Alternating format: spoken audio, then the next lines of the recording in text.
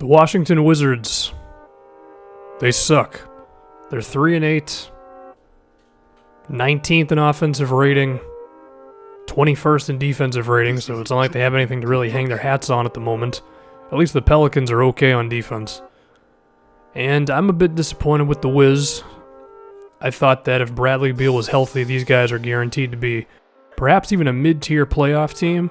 And of course, they have a lot of time left to turn it around, but it's been pretty disappointing for them so far. And when I looked at it, I saw a guy in John Wall who can be one of the best pick-and-roll players as well as playmakers in the NBA. Very good at finishing inside. I figured Bradley Beal healthy was going to be awesome because he always has been good when he's actually played. He's already missed like 3 games this season for a hamstring injury or something. I liked how Otto Porter improved last year on his overall game, mid-range jumper, outside jumper.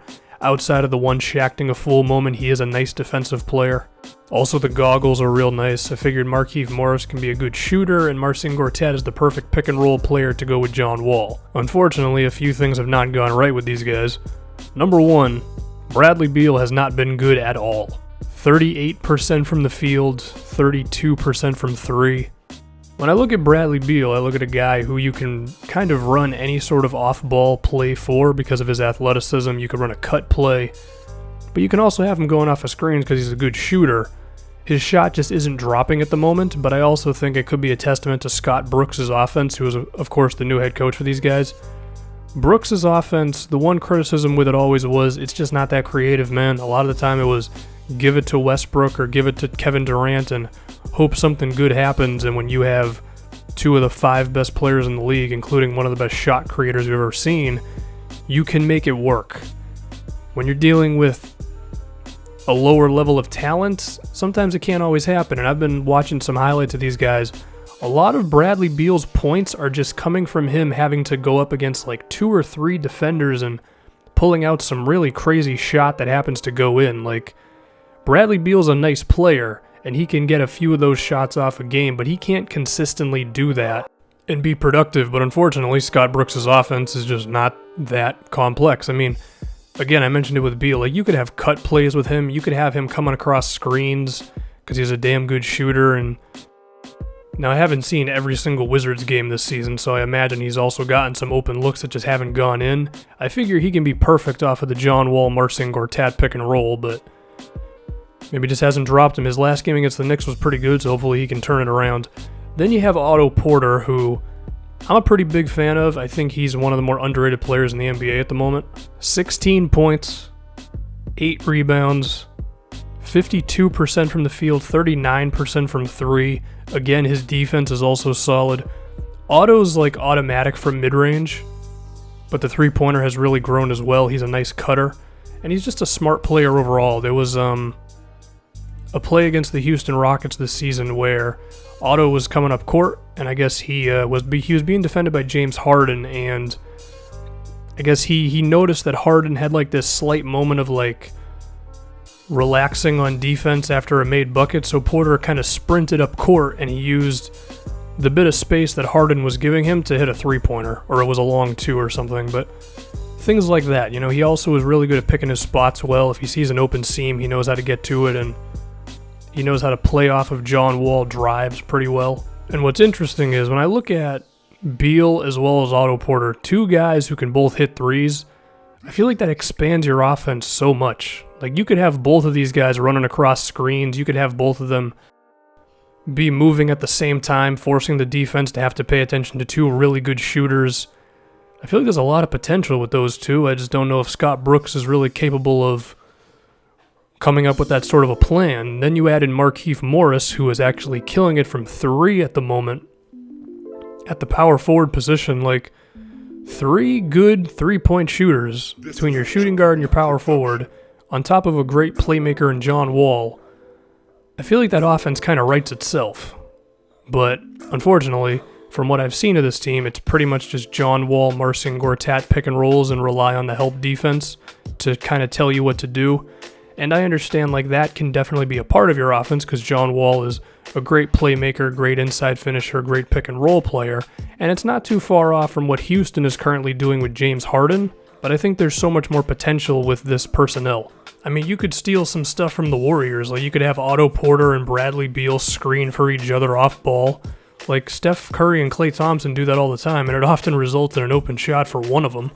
You could have horn sets with John Wall, Markieff Morris, and Marcin Gortat. You could have double screens with Markieff Morris and Gortat. There's a lot of options you can have here when you have all these shooters, and the only thing Scott Brooks wants to do is John Wall, Marcin Gortat, pick and rolls, and hope something good happens. I mean, hell, you could have a double floppy play.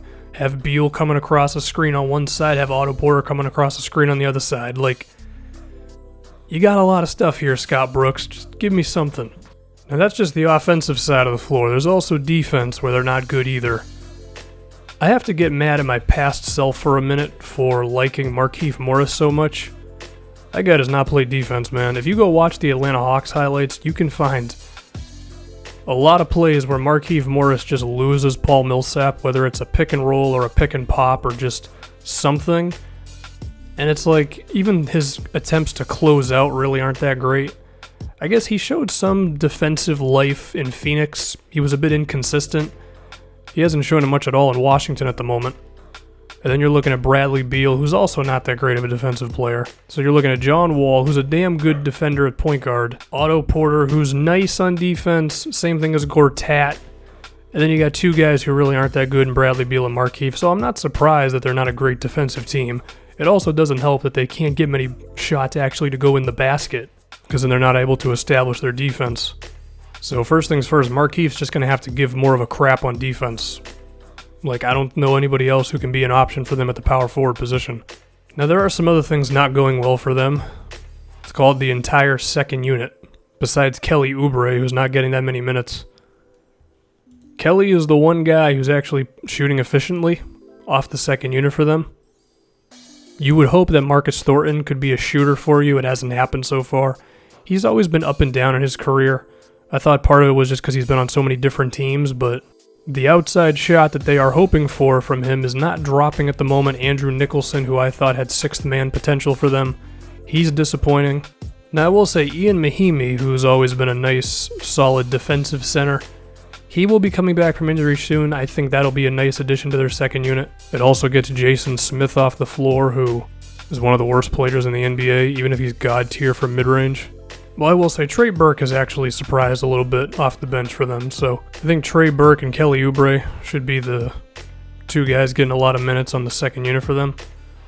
But I also think the Wizards could use a trade of some sorts. If Marcus Thornton is not working as a shooter, maybe you have to bring in someone, or honestly, Markieff Morris is probably a backup at this point in his career. I say that and he's 27. He just sucks on defense, man. He's also not efficient from the floor overall because he has these weird, like, turnaround jumpers that never go in that he keeps attempting. I think Markieff Morris is a pick-and-pop player who really needs to start caring on defense.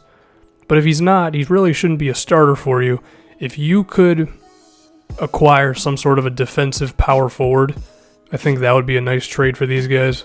But honestly, like, at a certain point, you just have to be better.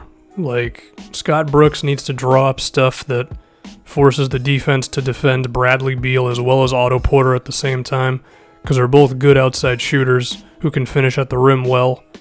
John Wall has been very good because all he needs is a nice screen, or he can just beat his guy off the dribble, but if that's all you're relying on with your offense, it's not always going to work, man.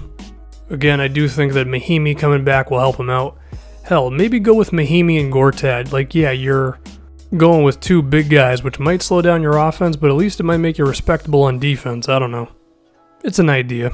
I also think Kelly Oubre is definitely deserving of more minutes.